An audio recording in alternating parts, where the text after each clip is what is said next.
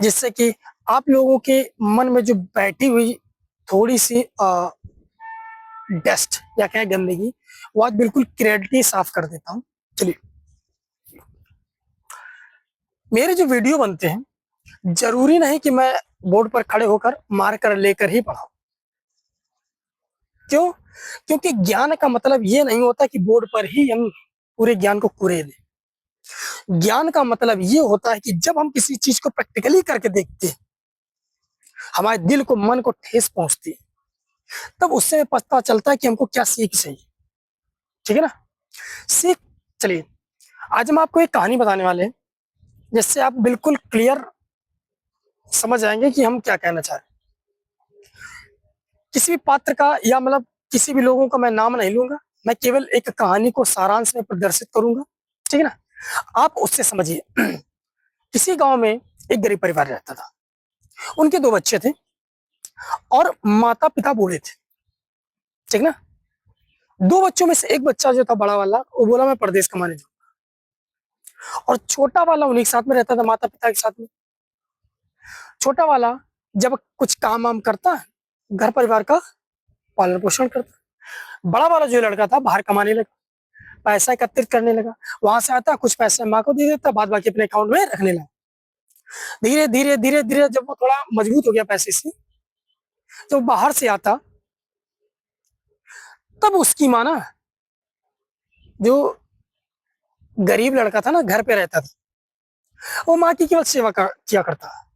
माँ की जब सेवा करता तो ज्यादा काम नहीं कर पाता, जिससे पैसा नहीं एकत्रित कर पाता, क्योंकि माँ की सेवा में लगा रहता। अब बाहर वाला लड़का क्या किया, रात दिन ड्यूटी करके अपना पैसा इकट्ठा किया। तो इसमें मालूम क्या, बड़ा वाला जो लड़का था वो पैसा वाला हो गया, छोटा वाला गरीब। अब गरीबी का मेन कारण क्या था ना मालूम? वो भी निकले बाहर जा सकता था, माता पिता। यानी उसने माँ की सेवा की, पिता की सेवा की। माँ और पिता की सेवा करते करते वो गरीब हो गया। उसने सेवा की नहीं। जब आता माँ को 2500 पकड़ा देता, माँ खुश हो जाती, लाला पूतो फलो खूब बढ़ो। जब एक समय आया घर बंटवारे का, तो उसको बस वही झुपड़िया मिली थी जो माँ के पास थी, और उसने कमा के पहले बना रखा था। और लास्ट में ना माँ भी उसी तरफ हो गई, ये पैसे वाले थे। हमें इससे ये शिक्षा मिलती भाई, जब जेब में पैसा होता ना, तो पड़ोसी भी नहीं कहते कि तुमने माँ की सेवा नहीं की। वो नहीं कहेंगे, क्योंकि इज्जत पैसे की होती है, हमारी नहीं होती। जिस दिन पैसा आ जाएगा ना, हमारी इज्जत भी होने लगेगी, वैसी तुम्हारी भी इज्जत होगी। तो सबसे मेन पैसा कमाना। जिस दिन पैसा नहीं रहा ना, लतिया भगा दिए जाओ।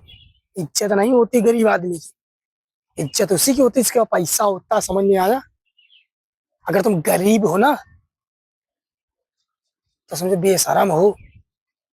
जमाना ये है ना, आपने किसी का चोरी करके खाया है, कैसे भी पैसा लाओ, चोरी करो चिनारी करो, कैसे भी लाओ, पैसे वाले हो ना, इज्जत देंगे मोहल्ले वाले, समाज वाले, रिश्तेदार। अगर तुम इज्जतदार हो ना, हम नहीं किसी दूसरा खाएंगे। तो वो खाओ ना खाओ, पड़ोसी गरियाएंगे, होता ना गलीच है, दलिद्री, इसके पास कुछ नहीं है, पड़ोसी भी ना देगा कुछ कमाएंगे तुमको। समझ में आया? तो माँ बाप की सेवा उतनी जरूरी है, चाहे माँ बाप हो चाहे जो कुछ, कि अपना भी परिवार मजबूती से बनाए रखना, ताकि कल जरूरत पड़े बंटवारे के समय में कुछ अपने हिस्से का जो ना, मिले ना मिले, हम अपने से मजबूत रहे। यही हमारा ज्ञान है आज का। चाहे जितनी सेवा कर लो, आखिरी में बुराई के अलावा कुछ नहीं मिलना है। तो पैसे भी कमाओ, सेवा भी करो। ठीक है?